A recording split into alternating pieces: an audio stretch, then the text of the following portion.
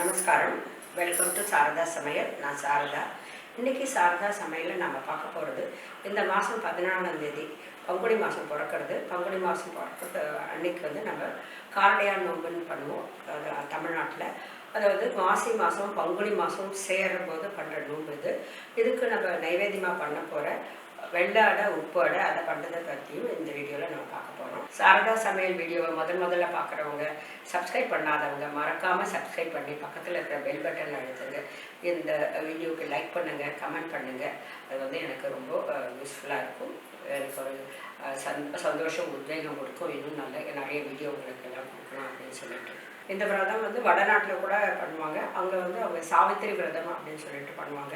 எல்லாருக்குமே தெரியும், சத்யவானோட உயிர் போனபோது சாவித்திரி தேவி வந்து யமனை பின்தொடர்ந்து போய் அவரோட உயிரை திரும்பி வாங்கிட்டு வராங்க. அவங்க வந்து இந்த நோம்பு அந்த நார்த் இந்தியாவிலலாம் இதை வந்து கௌரி விரதம் அப்படின்னு சொல்லுவாங்க, இல்லாட்டி சாவித்திரி விரதம் சொல்லுவாங்க. அவங்க சின்ன வயசுலேருந்து அந்த விரதத்தை பண்ணினதுனால அவங்களுக்கு சுவாமியோட அருள் இருந்ததுனால யமன் கிட்ட போராடி அவரோட கணவனோட உயிர் மட்டும் வாங்கினதில்லை, எல்லா பெண்களுக்கும் இந்த விரதம் பண்ணால் அவங்களுக்கு இந்த பலன் கிடைக்கணும் அப்படின்னு சொல்லிட்டு அவங்கக்கிட்ட வரமாக வாங்கிட்டு வராங்க. இந்த காரடையான் நோம்பு வந்து வீட்டில் இருக்க பெண்கள் எல்லாரும் பண்ணுவாங்க. அதாவது கல்யாணம் ஆனவங்க வந்து அவங்களோட கணவனோட ஆரோக்கியம், ஆயுள் நல்லா இருக்கணும்னு சொல்லிட்டு வேண்டிட்டு இதை பண்ணுவாங்க. கல்யாண வயசில் இருக்கிற பெண்கள் அவங்களுக்கு நல்ல கணவன் கிடைக்கணும் அப்படின்னு பண்ணுவாங்க. சின்ன பெண் குழந்தைகள் இருந்தால் அவங்க அப்பாவோட ஆயுள் ஆரோக்கியம் நல்லா இருக்கணும்னு சொல்லிட்டு அவங்க வந்து சுவாமிக்கிட்ட அன்றைக்கி வேண்டிப்பாங்க.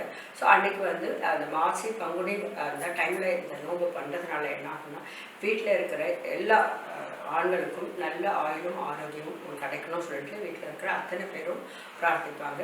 இது வந்து வீட்டில் இருக்கிற பெரியவங்க, அதாவது பெரிய சுமங்கலி இருப்பாங்க இல்லையா, அவங்க வந்து இந்த பூஜை பண்ணிவிட்டு வீட்டில் இருக்கிற சின்னவங்களுக்கெல்லாம் அந்த நோம்பு கயிறை கழுத்தில் கட்டி விடுவாங்க. மாசி கயிறு பாசி படரும் அப்படின்னு சொல்லிட்டு ஒரு பழமொழி இருக்குது. அதாவது நம்ம வீட்டில் எந்த பொருளை வச்சாலும் ரொம்ப நாள் இருந்தால் அது மேலே ஒரு தூசியோ பாசி படரும்.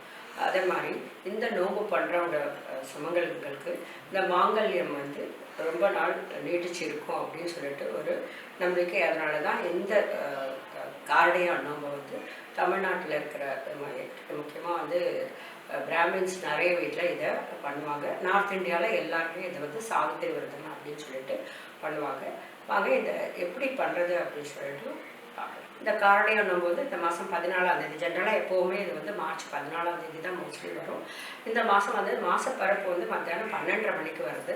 ஸோ நம்ம வந்து மாதம் பிறக்கிறதுக்கு முன்னாடியே வந்து இந்த நோம்பை முடிச்சுட்டு மாசி மாதம் இருக்கும்போதே நம்ம நோம்பு கயிறை வந்து கட்டிக்கணும்.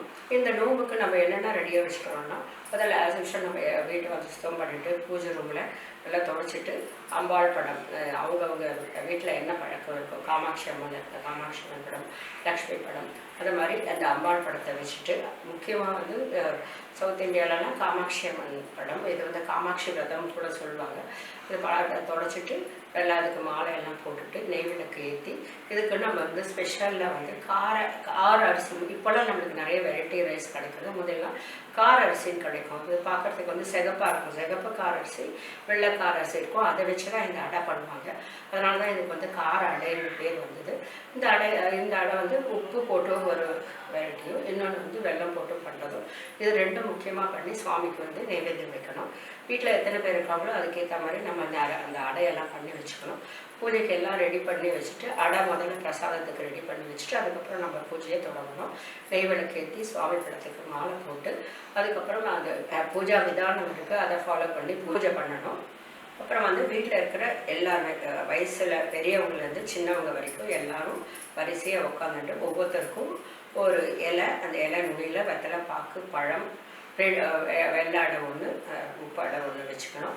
அப்புறம் ஜென்ரலாக ஃபஸ்ட்டு பெரியவங்க மட்டும் அந்த நுனிவாழை இலையில் நோம்பு கயிறு வைக்கணும். நம்ம வீட்டில் எத்தனை பேர் இருக்கோமோ அத்தனை பேருக்கும் சேர்த்து ஒன்று, அதுக்கப்புறம் அம்பாளுக்கு ஒன்றும் சேர்த்து அங்கே வச்சுட்டு பூஜை பண்ணிவிட்டு அந்த நோம்பு கயிறை ஒன்று அம்மன் படத்துக்கு போட்டுட்டு பெரிய சுமங்களே அவங்க கட்டிப்பாங்க. அவங்க ஹஸ்பண்ட் வீட்டில் இருந்தால் அந்த நேரத்தில் அவங்கக்கிட்ட கொடுத்து அவங்க கட்டிப்பாங்க. மீதி எல்லாருக்கும் யார் பெரியவங்களாக இருக்காங்களோ அவங்க தான் அந்த கயிறை கட்டி விடுவாங்க. இந்த கயிறை வந்து கழுத்தில் போட்டுப்பாங்க எல்லாருமே. இதுதான் ஏன்னா அதுதான் தாலி பாக்கியம் கொடுக்கறது அப்படின்றது நம்பிக்கையினால அதை கழுத்தில் கட்டிக்கணும். அதே பிரசாதம் நைவேத்தியம் பண்ண அடைய சாப்பிட்டுட்டு சுவாமிக்கிட்ட வச்ச அடையை அடுத்த நாள் வந்து பசுவுக்கு கொடுக்கணும். இந்த தடவை மாதம் வந்து மத்தியானம் இருக்கிறதுனால நம்மளுக்கு வந்து நிறைய டைம் இருக்கும். அதனால் அந்த காத்தால் எழுந்து நம்ம பிரசாதெல்லாம் ரெடி பண்ணிவிட்டு பூஜை ரெடி பண்ணிக்கலாம். நோம்பு கயிறு கட்டுறதுக்கு நல்ல டைம் வந்து காத்தால் 9:30 மணிலேருந்து 12:30 மணி வரைக்கும், அதாவது புதன் சுக்கிர ஹோரையில் கட்டிக்கணும். அது ரொம்ப விசேஷம். ஜென்ரலாக மாதம் பிறக்கிறதுக்கு முன்னாலேயே வந்து காரடையா நோம்பு கயிறை எல்லாருமே பூஜை முடிச்சுட்டு கட்டிக்கணும். நம்ம இந்த வீடியோவில் இந்த காரடையா நோம்புக்கு பண்ணுற வெள்ளை அடையும் உப்பு அடையும் எப்படி பண்ணுறதுன்னு பார்க்கலாம். முதல்ல அதுக்கு தேவையான பொருட்களை பார்க்கலாம். காரடையா நோம்பு வெள்ளை அடை பண்ணுறதுக்கு தேவையான பொருட்களை எடுத்து வச்சுருக்கேன். என்னென்னு பார்க்கலாம். நான் வந்து 1 கப்பு அரிசி மாவு, இது கடையில் வாங்கினது தான், அதனால் இதை நல்லா இப்போ வறுத்துக்க போகிறேன். அதுக்கப்புறம் இந்த கப்பில் 1 கப்பு வெல்லம் எடுத்து கொஞ்சமாக தண்ணி விட்டு கொஞ்சம் காய்ச்சிட்டு அதை வடிகட்டி வச்சுருக்கேன். தேங்காய் பல்லாக நறுக்கினது ஒரு மூடி எடுத்துருக்கேன். காராமணி வேக வச்சு ஒரு மணி நேரம் வந்து 1 மணி நேரம் இல்லை, அரை மணி நேரம் வெந்நீரில் வச்சுட்டு அதுக்கப்புறம் 2 விசில் வச்சு எடுத்தேன். ஏலக்காய் பொடி, நெய் கொஞ்சம். வாங்க இப்போது மாவு ரெடி பண்ணிக்கலாம். வாணலி போட்டுட்டு இதை வந்து அரிசி மாவை வெறும் வாணலியில் தான் வறுக்கணும்.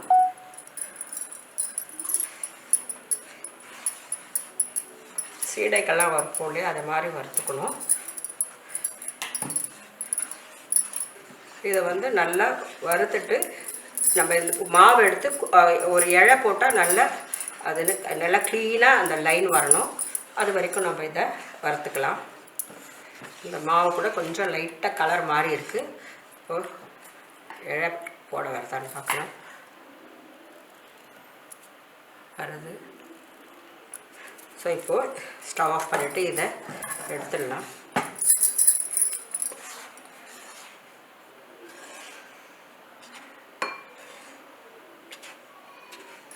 நான் மாவு வந்து இதில் 1 கப்பு போட்டேன். இதுக்கு 2.5 கப்பு தண்ணி வேணும். இதில் வந்து வெல்லம் கரைச்சி வச்சுருக்கிறது இருக்குது. எவ்வளோ இருக்குதுன்னு பார்க்கலாம்.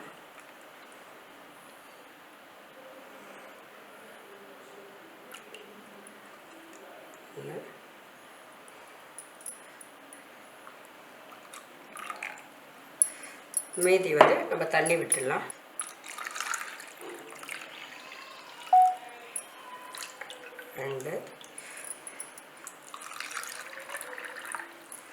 ஒரு 1/2 கப்பு 2.5 கப்பு தண்ணி விட்டுருக்கேன். அப்போ தான் இந்த மாவு கரெக்டாக வெந்து சாஃப்டாக வரும். இது கொதிக்கட்டும். இது கொதிக்க ஆரம்பிச்சிடுது. இப்போது இதுக்கு தேவையானதெல்லாம் சேர்த்துடலாம். தேங்காய் நான் சின்ன பீஸாக கட் பண்ணியிருக்கேன், பல்லாக அதை போட்டுடுறேன். இது எவ்வளோ வேணால் போட நம்ம இஷ்டம். அப்புறம் காராமணி நான் இதில் பாதி அளவுக்கு போடுறேன். ஏலக்காய் பொடி. இப்போ இது நல்லா கொதிக்க ஆரம்பிச்சிடுது. 1 ஸ்பூன் நெய் விடுறேன். நான் நெய் விட்டால் நம்ம வந்து அடை பண்ணும்போது நல்லா உருட்டும் போது நல்லா வரும், டேஸ்ட்டும் நல்லாயிருக்கும். நல்லா கொதிக்க ஆரம்பிச்சிடுது. இப்போ இந்த மாவை சேர்த்துடலாம்.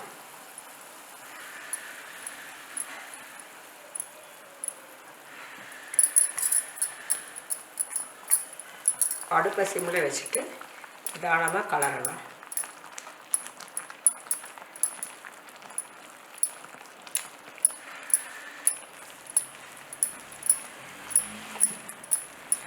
இது நல்லா சேர்ந்து வந்துடுது.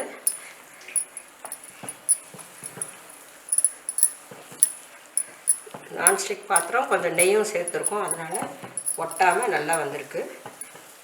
இப்போ வந்து ஸ்டவ் ஆஃப் பண்ணிவிட்டு இதை ஆற வைக்கணும். இது நல்லா சேர்ந்து வந்துடுது. நம்ம கொஞ்சம் மாவு எடுத்து உருட்டினா உருட்டை வரணும். இது சூடாக இருக்குது, அதனால் உருட்டை வரும். ஸோ நான் இதை வந்து ஸ்டவ் ஆஃப் பண்ணிடுறேன். இதை ஆற வச்சுட்டு நம்ம அடையை வந்து தட்டி ரெடியாக வச்சுக்கலாம். இது ரெடி ஆகிடுச்சு. இப்போ இதை இறக்கி வச்சுட்டு நம்ம கார அடைக்கு மாவு ரெடி பண்ணிக்கலாம். உப்பு அடை பண்ணுறதுக்கு நம்ம மாவு ரெடி பண்ணிக்கலாம். நான் வந்து வாணலியில் இதுக்கு தேங்காய் எண்ணெய் விட்டுருக்கேன். தேங்காய் எண்ணெய் விட்டால் ரொம்ப நல்லாயிருக்கும். நம்ம தேங்காய் கூட சேர்க்க போகிறோம், அதனால் தேங்காய் டேஸ்ட்டு நல்லா என்ஹான்ஸ் ஆகியிருக்கும். அதுக்காக தேங்காய் எண்ணெய் சேர்க்குறேன். எண்ணெய் சூடாகிடுச்சு. இப்போ முதல்ல 1 ஸ்பூன் கடுகு போடுறேன். இப்போ கடுகு வெடிக்க ஆரம்பிச்சிடுச்சு. உளுத்தம்பருப்பு 1 டீஸ்பூன். இது கலர் மாறணும். உளுத்தம்பருப்பு கோல்டன் ப்ரௌன் ஆகிடுச்சு. இப்போது பச்சை மிளகா நான் 2 கட் பண்ணியிருக்கேன். எடுத்துக்கிறேன். 2 கப்பு அரிசி மாவு எடுத்துருக்கேன், அதனால் 2 மிளகா எடுத்துருக்கேன். இப்போது கருவேப்பிலை இதையும் அலம்பிட்டு கையில் கட் பண்ணியிருக்கேன். கடைசியாக பெருங்காயம் ஒரு 1/2 டீஸ்பூன்.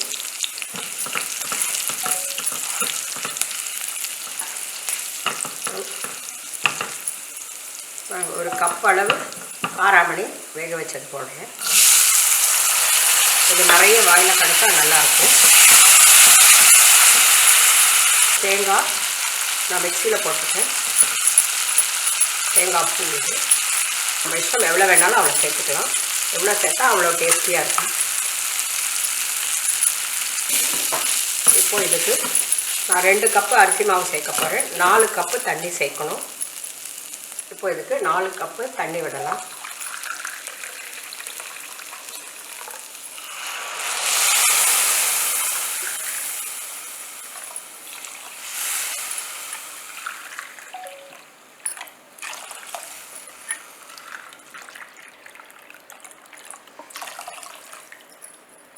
இது நல்லா கொதிக்கட்டும். அதுக்கப்புறம் உப்பு சேர்த்துட்டு மாவு சேர்க்கலாம். இது கொதிக்கிறதுக்குள்ளே இது வந்து மாவு ஆறிடுத்து நம்ம உருட்டி வச்சிடலாம். நான் கொஞ்சமாக நெய் சேர்த்துக்க போகிறேன் கையில்.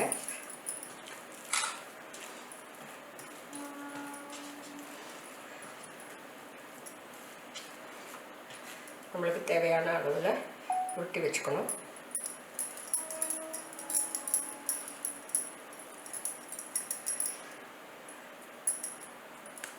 மாதிரி தட்டிட்டு நான் நூலை ஒரு ஓட்டை பண்ணணும்.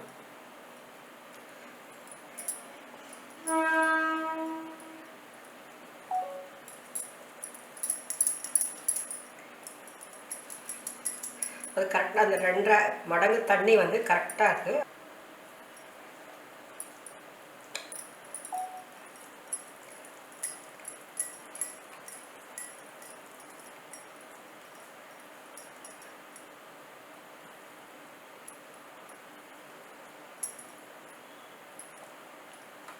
இப்போ இந்த உப்பு அடைக்கு தேவையான அளவு உப்பு சேர்த்துடலாம்.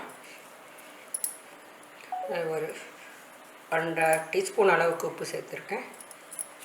இது நல்லா கொதிக்கிறது. நல்லா தளன்னு கொதிக்கணும்.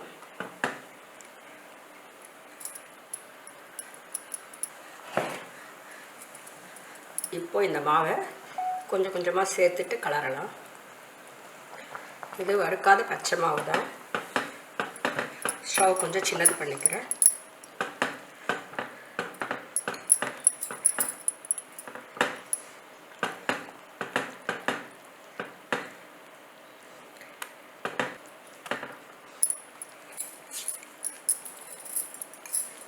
நல்லா கலந்து விட்டுடலாம்.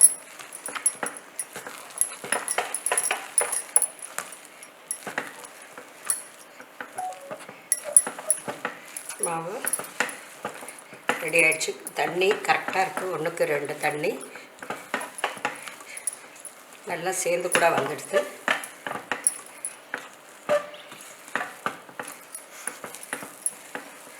இப்போ ஆஃப் பண்ணிவிட்டு இது கொஞ்சம் சூடு ஆறின உடனே நம்ம அடை பண்ணலாம். அதுக்குள்ளே இட்லி பாத்திரம் வச்சுட்டு வெள்ளை அடையை வேக வச்சு எடுத்துடலாம். இந்த வெள்ளை அடையை வந்து வேக வைக்கணும். அதுக்குள்ளே நான் வந்து இங்கே வெந்நீர் இட்லி பாத்திரத்தில் தண்ணி வச்சுருக்கேன். அது லைட்டாக கொதிக்க ஆரம்பிச்சிடுது. இதை நம்ம இதில் அரேஞ்ச் பண்ணிடலாம்.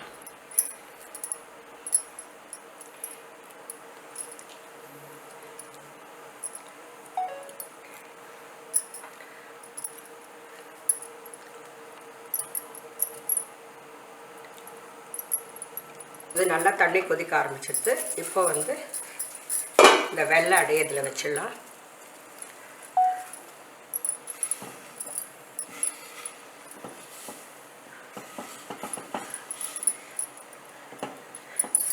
இது வந்து 12லேருந்து 15 நிமிஷம் வரைக்கும் வைக்கணும். 12 நிமிஷம் கழித்து பார்க்கலாம். வந்ததுன்னா எடுத்துடலாம், இல்லாட்டி 15 நிமிஷம் வைக்கலாம். இந்த மாவு கூட ஓரளவு ஆற எடுத்து கை பொறுக்கிற சூடு தான் இருக்குது. இப்போ இதையே நம்ம உருட்டிடலாம்.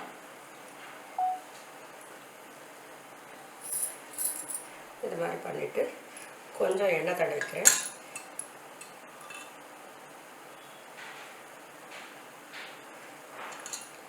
நல்லா அழுத்திட்டு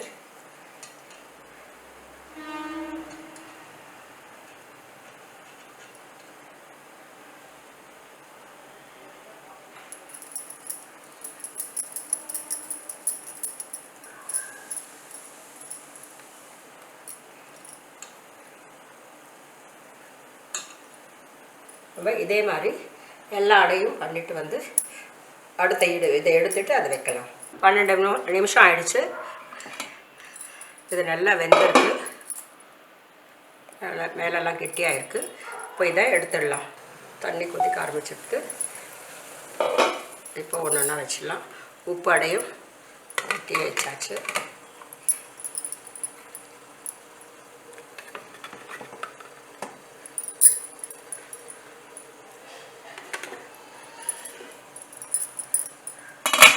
இது ஒரு 10 நிமிஷம் வேகட்டும். 10 நிமிஷம் கழித்து பார்க்கலாம். இது 10 நிமிஷம் ஆகிடுச்சு.